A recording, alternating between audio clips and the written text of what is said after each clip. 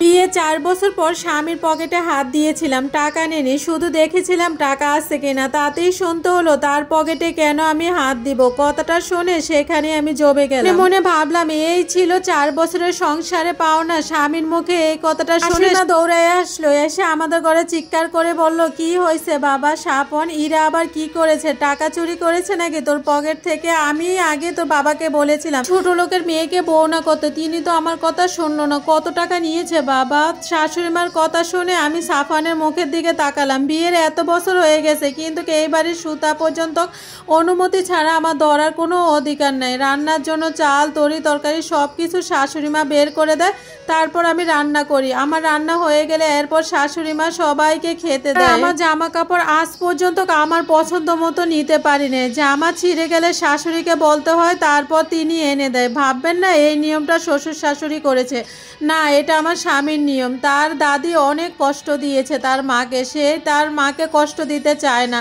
আমিও সব কিছু চুপচাপ মেনে নিয়েছি। শ্বশুর মশাই কখনো কিছু বলতো না, তিনি বরাবরই শান্ত মানুষ ছিল। সাফানের দিকে তাকাইতে সাফান বলল, টাকাচ্ছ কেন এইভাবে? কি নতুন ছিল জানো? আমার টাকা পয়সা অন্য কারো হাত দেওয়া আমি মেনে নিতে পারি না। আমি ঘৃণায় লজ্জায় মাথা নিচু করলাম, তারপর দৌড়ায় ঘরের বাইরে যেতে লাগলাম। তখন সামনে দাঁড়ালো বাবা, চোখে মুখে প্রচণ্ড রাগ।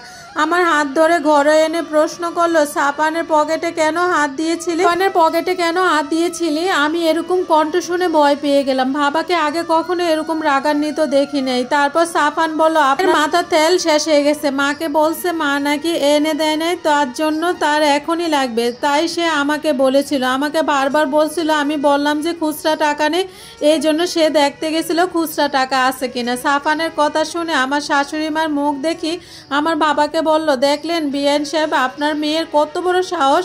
আমি তো বলেছিলাম 2 দিন পরে এনে দিব, কিন্তু সে এসে আমার ছেলের সাথে জিদ ধরেছে। তো বাড়ির বউ ছিলাম, কতদিন মাথায় তেল দেয় নাই। তারপর সাফানার শাশুড়ির কথা শুনে কাঁদতে ইচ্ছে করছিল, চিৎকার করে বাবার দিকে তাকাতে লজ্জা হচ্ছে। শেষ পর্যন্ত বাবার সামনে আমাকে এভাবে অপমানিত হতে হলো। তারপর বাবা আমার কাছে এসে বলল, যা শুনতাছি সব কি ঠিক? আমি কাঁদতে কাঁদতে মাথা লাড়লাম। বাবা আমার কথা শুনে বলল, তুমি ভুল করেছো ইরা। এতটুকু বলতে শাশুড়ি মা উঠে বলল, মেয়েকে বুঝান, আমরা তো তার কোনো অভাব রাখি না, এত ধৈর্যহারা হলে চলবে? বাবা বেশ জুড়ে বলল, চুপ করেন আপনি, আমাকে আমার মেয়ের সাথে কথা বলতে দেন। ইরা তুমি ভুল করেছো, এই যে 4 বছর হয়েছে তোমাদের বিয়ে, এতদিন তুমি স্ত্রী পুরাপুরি মর্যাদা পাও না, এটা তোমার বাবাকে না জানিয়ে ভুল করছো। স্বামীর পকেটে হাত দেওয়ার জন্য যদি তোমাকে চোর অপবাদ দিতে হয়, তাহলে আমি মনে করি এই বাড়িতে থাকার কোনো অধিকার নেই। আর যাই হোক, 2টা ভাতের জন্য তোমার এই সংসারে নিজের মান সম্মান নষ্ট করার জন্য তোমাকে থাকতে হবে না। বাবার কথা শুনে শাশুড়ি মা বললেন, বাবা বেয়াই, আপনার মেয়েকে শাসন করবেন কি না, তার বদলে আবার কথা শোনাচ্ছেন আমাদেরকে। দেখ বাবা দেখ, এই জন্য তোর বউর এত বড় সাহস। সাফান রাগ করে বলল, আচ্ছা তাই নাকি? এখানে আপনার মেয়ের মান সম্মান ধুলে মিশে গেছে, তাহলে নিয়ে যান, রাখেন আপনার মেয়েকে আপনাদের বাড়িতে। বললো, আর যাই হোক, চোর অপবাদ শুনতে হবে না সাফান, আর তোমাকে চিনতে আমি এতটা ভুল করেছিলাম, আমার ভাবতেও লজ্জা করে। যাই হোক, আমি তোমার মতো মানুষের কাছে আমার মেয়েকে রাখবো বলে বাবা আমাকে হাত ধরে টানতে টানতে নিয়ে আসলো। আমি কি বলবো বুঝতে পারলাম না। সাফান মুখ ঘুরিয়ে দাঁড়িয়ে আছে, শাশুড়ি নানান রকম কথা বলতেছে। বাবা আমাকে বাইরে গেট থেকে বের হতে যাবে, তখন শ্বশুর মশাই এসে বলল, বিয়াই বৌমাকে নিয়ে কোথায় যাচ্ছেন? কি হয়েছে? আপনাকে দেখে এত রাগান্বিত লাগতেছে কেন? শ্বশুর মশাই আমার দিকে তাকালো, আমি মাথা নিচু করে দাঁড়িয়ে আছি। কিছু বলতেছে আমি আমার মেয়েকে রাখবো না। পিছন থেকে সাফান বলতেছে, আপনাদের আত্মসম্মান বোধ বেশি, তাহলে স্বামীর বাড়ি থেকে নিয়ে গেলে আত্মসম্মান টিকবে তো?